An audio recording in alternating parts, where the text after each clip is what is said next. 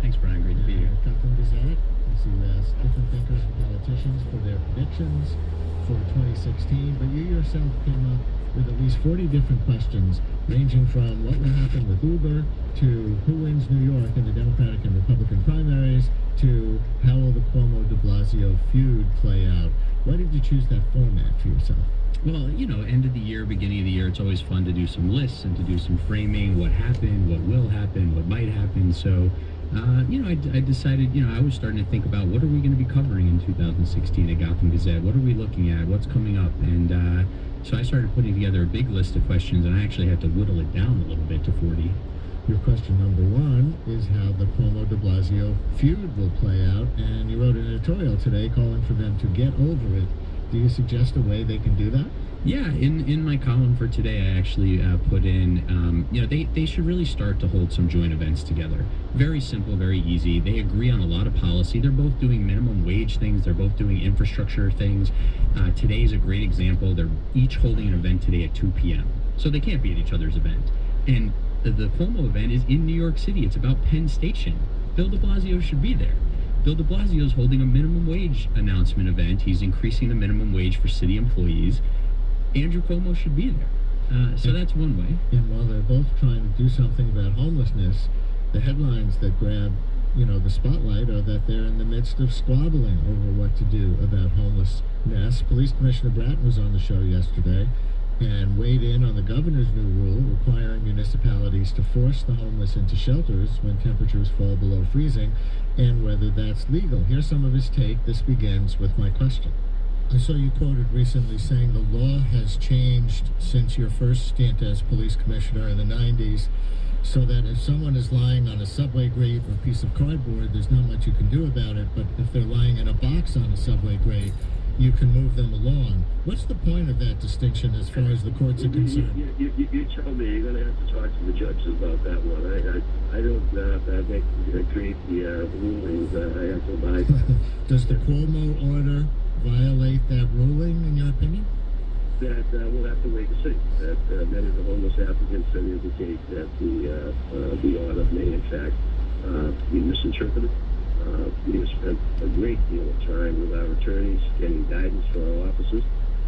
As you may recall, the whole controversy around stop question was officers were being ordered to conduct stops that were determined by a federal court to be unconstitutional and were racially motivated. I have no intention as police commissioner to order my officers into a situation where they end up holding the bag or doing something in an unconstitutional manner. We're very careful on this issue, and the public is very concerned about what they see.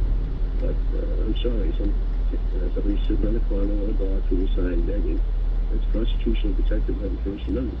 And, so I'm not going to be violating the Constitution absent getting specific guidelines and rulings from the courts.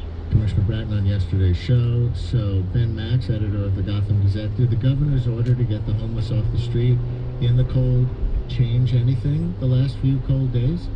I think it did. It changed a little bit. And here's what I think it changed. I think it changed the sort of urgency that the de Blasio administration feels about covering its bases, even just heightens it a little bit more. The governor has set the stage here for what he has promised will be even a more robust homelessness policy platform in his State of the State next week. So this is sort of the opening New Year salvo in the governor looking at how the mayor is handling homelessness. And the other thing I'd mention is just that, this is also a statewide policy, and some of our colleagues upstate and in Western New York have also noted that this puts extra pressure on a lot of municipalities, actually. And so, at the same time that you're calling for them to get along better and attend each other's events, maybe you're also saying that the governor and the mayor are spurring each other on to better solutions through competition. They absolutely are. I mean, especially if you believe in sort of the progressive line of policymaking, there's no question that they've been sort of outdoing each other on the left of late. And so some people say, hey, keep at it, guys. You know, the commissioner in another interview on New York One pointed out that Penn Station, where the governor is going today, is patrolled by the MTA police, which are a state function, so they're Cuomo's, and of course that's a big place where homeless people sleep.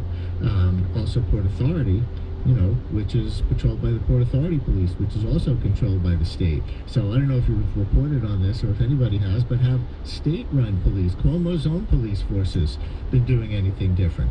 You know, I'm not sure on that, and I haven't seen that. It's a great question. I mean, this is where things get a little tricky in terms of jurisdiction, which you're pointing to, and that's where increased coordination between the city and the state makes it even more important.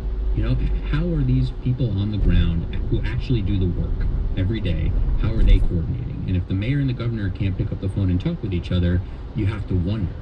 All right, Ben Max from Gotham Gazette with his 40 questions for 2016. Listeners, who has question 41? 212-433-WNYC, 212-433-9692. Ask Ben Max anything or make your own prediction for 2016 regarding New York City or New York State. 212-433-WNYC, 433-9692.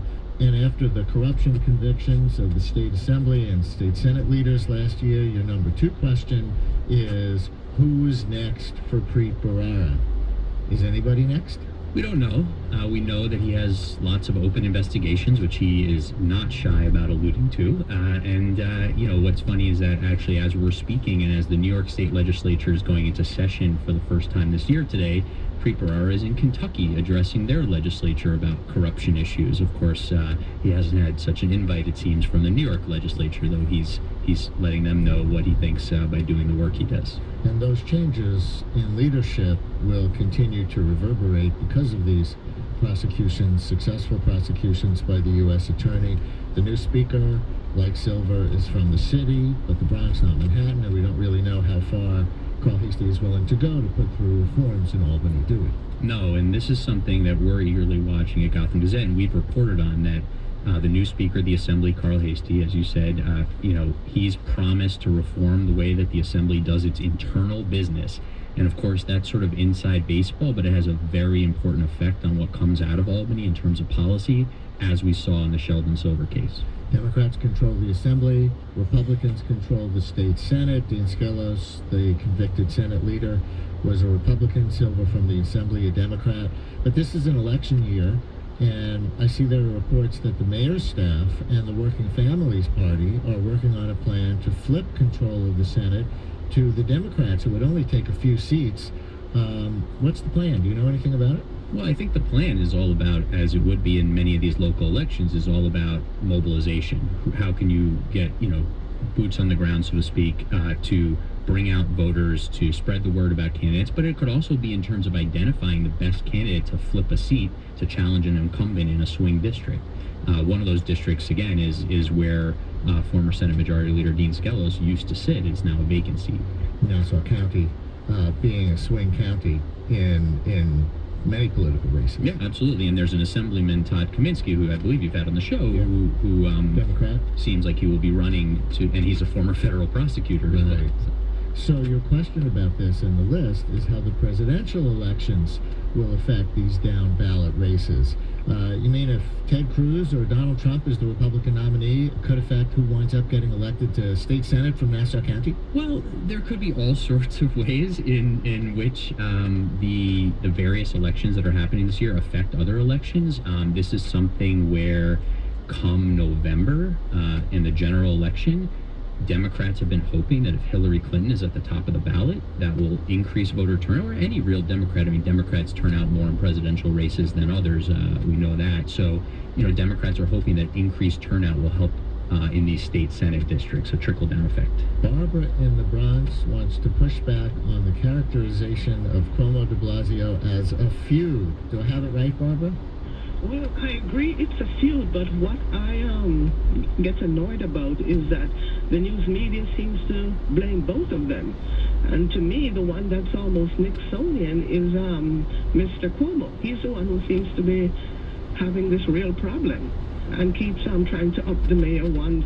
No matter what the mayor does, he tries to up him one more time. So I think the news media should tell us exactly, are they both equally carrying this on, or is it one more guilty than the other? What's your impression, Ben? Well, thanks, Barbara. I mean, I think that's a great point.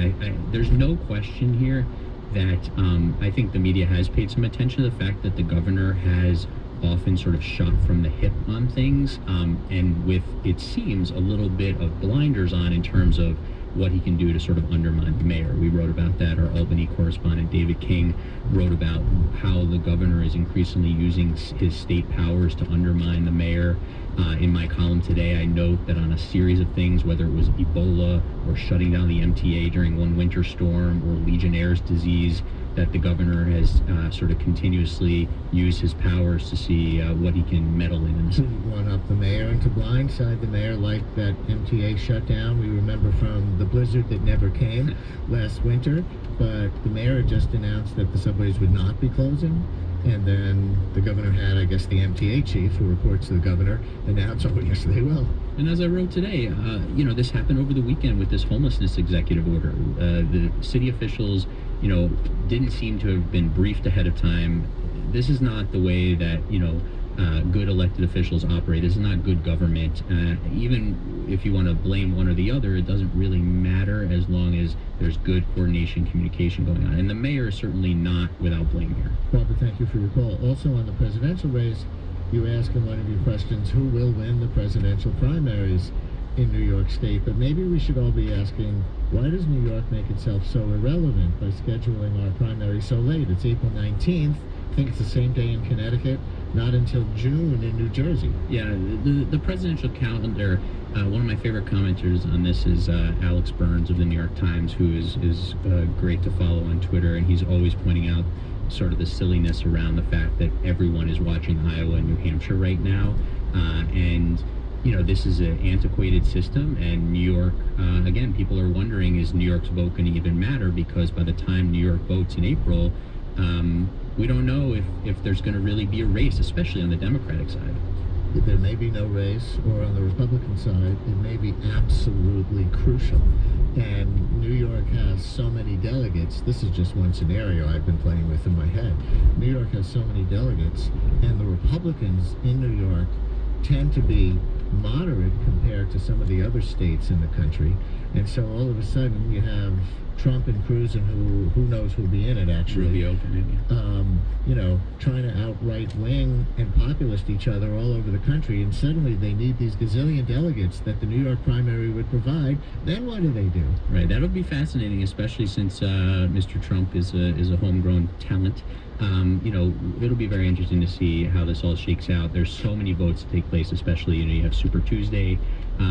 There's so many votes that will be taking place before New York votes that it's so hard to forecast, but I think your point is a very good one. When you sort of eye New York coming, and if it's still a bit of a mess, how do they start to change their rhetoric? And I know that it is early because there's so much voting to happen first, but has there been a Republican primary poll in New York? I haven't seen one. I don't know that I've seen one either. So I think we will look to our friends at Quinnipiac and elsewhere for one of those. Maybe they've just decided that it just isn't worth spending money.